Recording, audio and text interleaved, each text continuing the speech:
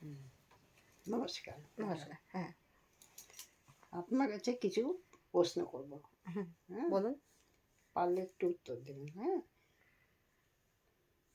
মানে নতুন বই হাতে পাওয়ার পর সিলেবাস কভার করার জন্য কি কি করা যায়? আপনার মতে কিছু বলুন। দেখুন, প্রথমে যখন বই হাতে আসে সবার আগে আমার মতে যেটা, যে বইটা থরোলি প্রথম থেকে শেষ পর্যন্ত একদম প্রথম ফার্স্ট চ্যাপ্টার থেকে শুরু করে একেবারে লাস্ট চ্যাপ্টার পর্যন্ত থরোলি রিডিং পড়ে নিতে হবে। রিডিং পড়লে কী হবে, যে স্টুডেন্ট আছে সে বুঝুক না বুঝুক, সে যদি রিডিং পড়ে তার মোটামুটি একটা জ্ঞান হয়ে যাবে। আর সঙ্গে তার একটা যদি পেন্সিল, পেন আমি বলবো না, একটা পেন্সিল হাতে রাখতে হবে, যে কোনটা কোনটা ইম্পর্টেন্ট। যেমন ডেফিনেশনগুলো সে দাগিয়ে রাখতে পারে, এক্সাম্পলগুলো সে দাগিয়ে রাখতে পারে, ক্যারেক্টারিস্টিকগুলো সে দাগিয়ে রাখতে পারে, ইম্পর্টেন্ট টার্মগুলো সে দাগিয়ে রাখতে পারে। এটা একটা হতে পারে। আর দ্বিতীয়ত আমি বলবো যে যদি একটার বেশি একাধিক মানে অ্যাটলিস্ট এক একটা সাবজেক্টে যদি দুটো করে বই হয় তো সেটা খুব ভালো হয়।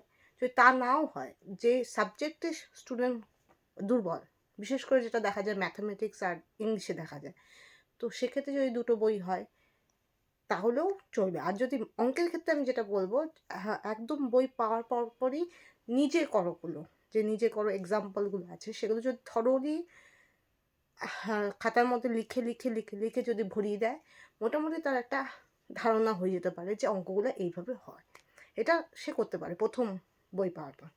তারপরে দ্বিতীয় প্রশ্ন হলো, এক্সাম সামনে হুম আপনি কি কি টিপস দিতে পারেন যেতে ওদের মানে সুবিধা হয়? আচ্ছা, এক্সাম এখন সামনে। এখন যদি আমি টিপস দিতে বলি তো সবার আগে আমি এটা অবশ্যই বলবো যে অনেক এখনকার দিনে স্কুল বেসিস পড়াশোনা নেই, এখনকার দিনে টিউশন বেসিস পড়াশোনা, সবাই টিউশন পড়ে, সাজেশন বেস পড়াশোনা, টিচার সাজেশন দিয়ে দেয়। তো তারপরেও গোটা বইটা অ্যাজ এ রিডিং থরোলি পড়ে গোটা বইয়ের যা যা আছে সমস্তটা ভালো করে দেখে নিতে হবে। বইয়ের কোনো কনসেপ্টকে পুরোপুরি ছাড়া যাবে না। এটা এক নাম্বার। তার সঙ্গে সঙ্গে সেগুলো যদি সে পারে লিখতে, অবভিয়াসলি পড়াশোনা মানে সে পড়বে যখন সে শুনবে, অ্যালং উইথ সে যদি সেটা লিখতে পারে, খাতায় যত সে লিখবে তার মনে থাকা টেন্ডেন্সিটা বাড়বে, মেমোরাইজেশন বাড়বে। কারণ আমরা যত একটা পড়াশোনা যত বেশি ইন্দ্রিয় ইউজ করতে পারি, আমাদের পঞ্চেন্দ্রিয় সেন্সেস ইউজ করতে পারি, তত আমাদের মেমোরাইজেশন পাওয়ারটা বেশি হয়। একে আমি বলছি মানে আমি শুনতেছি, অ্যালং উইথ আমি যদি লিখছি তাহলে আমার লেখাটাও হচ্ছে, মানে আমি হাতও নাড়ছে, অনেকগুলো সেন্সেস একসঙ্গে কাজ হচ্ছে, তো মেমোরাইজেশন হবে। এটা এক নাম্বার। এবং নোট মেকিং, নোট যখন সে করবে এমন না সে খাতা পেজের পর পেজ সে ভরাবে, তা না, সে শর্টে সব বুলেটিন করে করে ছোট ছোট পয়েন্ট করে শর্টে সে করতে পারে। তার সময়ও বাঁচবে, নোট লেখাও হবে। এবং নিট অ্যান্ড ক্লিন, এটা একটা নোট মেকিং করতে পারে, এটা একটা আমি থরোলি রিডিং করতে পারে। থার্ড যেটা আমি বলবো, বিভিন্ন টিউশন বিভিন্ন জায়গা থেকে এমনকি বন্ধু বান্ধবের কাছ থেকে যে সাজেশনগুলো পাওয়া যায়। এমনও হয় যে দুটো স্টুডেন্ট দু জায়গায় পড়ে, তো তারা যদি নিজেদের মধ্যে ডিসকাস করে, তারা নিজেদের অনিচ্ছা সত্ত্বেও তাদের মধ্যে কি হয়, এই যে আইডিয়াসগুলো এগুলো এক্সচেঞ্জ হতে থাকে। তাতে ওদের পিওয়াই কিউ সলভ হোক, সাজেশনগুলো হোক, তারা যদি পেয়ে যায় তাদের একটা নলেজ হয়ে যাবে যে এই ধরনের কোশ্চেন থেকে আসতে পারে, এটা একটা হতে পারে। তো তার জন্য করতে হবে, ডিসকাস করতে হবে, অনেক স্টুডেন্টের মধ্যে ডিসকাস করতে হবে। আমি বলছি না একটা টিউশনের পড়া একটা টিউশন দিতে হবে, তা নয়, কিন্তু যত স্টুডেন্ট ডিসকাস হবে তত কী হবে, অনেক আইডিয়াসগুলো একসঙ্গে গিয়ে ওভারল্যাপ হতে পারে, এটা একটা চান্স আছে। থার্ড ওয়ান যেটা আমি বলবো, যে তারা পিওয়াইকিউ যত আছে, যে এবিটিএ মাধ্যমিকের সময় যেমন এবিটিএ ডাব্লিউবিটিএ এগুলো ছিল, তাছাড়া বিভিন্ন কোশ্চেন ব্যাংক হয়, সহায়িকা বই হয়, এগুলো কোশ্চেন প্যাটার্ন, এটা অ্যান্সার কী হতে পারে, কী কী কোশ্চেন প্রতি বছর আসে সেটা তারা দেখতে পারে।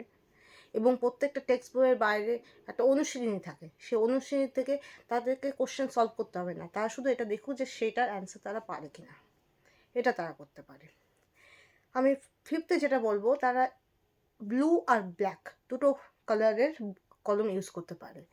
সেক্ষেত্রে হেডিংয়ের ক্ষেত্রে তারা একটা কালার ইউজ করতে পারে, এমনি নর্মাল দেখাতে একটা ইউজ করতে পারে, অ্যালং উইথ যেটা হেডিংয়ে ইউজ করছে সেটা ইম্পর্টেন্ট টার্মগুলোতে তারা ইউজ করতে পারে, তাদের ইম্পর্টেন্ট টার্মগুলো বেশি হাইলাইটেড হবে।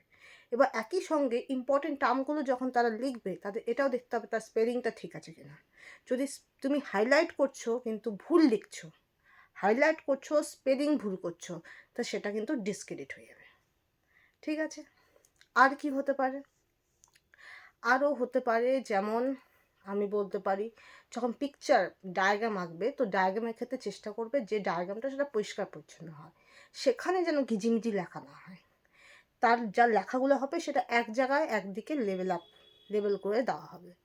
ঠিক আছে, লেখাগুলো নিট অ্যান্ড ক্লিন হবে, বারবার ঘষে ঘষে ঘষে ঘষে জায়গাটা নষ্ট করবে না।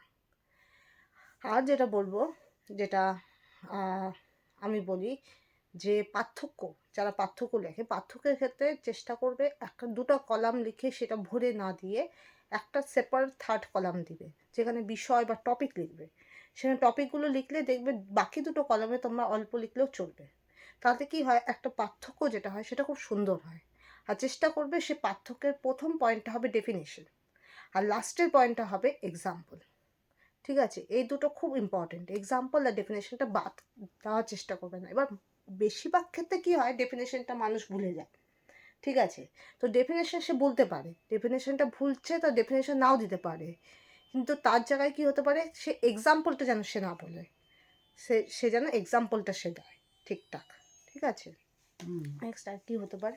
তারপরে মনে করো যে এক্সাম হলো কিন্তু আনকমন প্রশ্ন আসলো, কি করলে ভালো হয় আপনার মতে? আচ্ছা, এবার এক্সাম আসলো, এক্সামে আনকমন কোশ্চেন আসলো। আচ্ছা, এটা আমাদের মাধ্যমিক পরীক্ষা, আমার সময়ে মাধ্যমিক পরীক্ষা ইতিহাস পরীক্ষা এটা হয়েছিল। উচ্চ মাধ্যমিক পরীক্ষায় ফিজিক্সে হয়েছিল, ফিজিক্স আর ম্যাথে কিছুটা, ফিজিক্সে বেশি হয়েছিল। আমার বিএসসিতেও হয়েছে এরকম।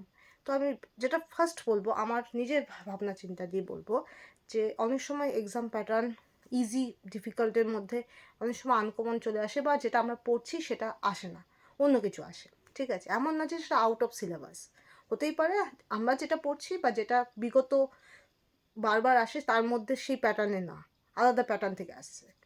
ঠিক আছে, তো সেটা আমি প্রথম যেটা বলবো যে যে নামটা লেখা থাকে, যে জিনিসটা লেখা থাকে কোশ্চেনে, চেষ্টা করবে কোশ্চেনটা বারবার পড়ার, 1 নাম্বার।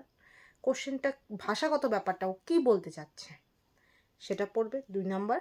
3 নাম্বার যেটা নিয়ে বলছে, মানে ডেফিনেশন যদি বলে, কার ডেফিনেশন, কার বৈশিষ্ট্য, যে নামটা বলবে সেই নামটাকে অ্যানালাইসিস করার চেষ্টা করবে, বিশ্লেষণ করার চেষ্টা করবে যে ওই নামটা অ্যাকচুয়ালি কী বলতে যাচ্ছে বা কী বলতে পারে। ঠিক আছে, যেমন আমি একটা খুব ভালো উদাহরণ দিই, আমাদের গ্র্যাজুয়েশনে একটা ডেফিনেশন এসেছিলো, সেটা হলো সবশন। এবার আমরা যেটা পড়ছিলাম অ্যাবজর্পশন পড়ছি, অ্যাবজর্পশন পড়ছি, সবশন বলে কিছু পড়িনি। এবার দেখবে সবশন টার্মটা অ্যাবজর্পশনও আছে, অ্যাবজর্পশনও আছে। ঠিক আছে, এবার এই অ্যাবজর্পশন এটাকে মাথায় রেখে আমি সবশনে একটা যাই হোক একটা ডেফিনেশন লিখে দিয়েছি। ঠিক আছে, যে এটা very much related to absorption and absorption. ঠিক আছে, পরে দেখছি যে আমি বইয়ের মধ্যে যে অলমোস্ট যে ডেফিনেশনটা আমি প্রেডিক্ট করছি অলমোস্ট কাছাকাছি গেছে। ঠিক আছে, তার মানে এমন হতেই পারে যে আমরা যে নেম অ্যানালাইসিসটা আছে সেটা কারেক্ট হতে পারে, কারেক্ট না হলেও কিছু করার নেই, কারণ পরীক্ষা অ্যাট এ মোমেন্ট আমাকে কেউ বই দিবে না, কেউ কিছু দিবে না, আমাকে ওই অ্যাট এ মোমেন্ট জিনিসটা লিখতে হবে। ঠিক আছে, আর দ্বিতীয়ত যেটা আমি বলবো নেম অ্যানালাইসিসের পর যেটা বলবো থিঙ্কিং। পরীক্ষার সময় ভাববে, তোমার এমনিতেও আমি এটা বলবো যখন পড়ার টাইম হবে বা প্রিপারেশন টাইম হবে সবসময় ভাবার চেষ্টা করবে। ভাবলে যেমন যদি এটা আর্টস বিভাগ হয় তাহলে সেক্ষেত্রে ভাবার সঙ্গে ইমাজিনটা খুব বেশি দরকার, কল্পনা হয়। আর সায়েন্সের ক্ষেত্রে ভাবনা তার সঙ্গে ইমাজিনেশন তার সঙ্গে লজিক, সেটা তোমার মাথায় রাখতে হবে কোনটার জন্য এটা এই জন্য হচ্ছে, এটা এই জন্য হচ্ছে। এই জিনিসটা তোমার মাথায় যত থাকবে পরীক্ষার সময় লজিক, ইমাজিনেশন, এই থিঙ্কিংটা ইউজ করে তুমি একটা জিনিস ডেভেলপ করে তৈরি করে দিতে পারো। তারপরটা আমি যেটা বলবো, ডেফিনেশন যদি আসে তোমার মনে নেই, তোমার ধরো বৈশিষ্ট্য মনে আছে, তো চেষ্টা করো বৈশিষ্ট্য থেকে ডেফিনেশন একটা তৈরি করে দেওয়ার, কারণ সেখানে তোমাকে অ্যাট এ স্পট একটা ক্রিয়েটিভ পারসন, তুমি নিজেই সাহিত্যিক, তুমি নিজেই সব কিছু, তো তোমাকে ওই বৈশিষ্ট্য থেকে একটা ডেফিনেশন তৈরি করে দিতে হবে। ঠিক আছে, এটা একটা হতে পারে।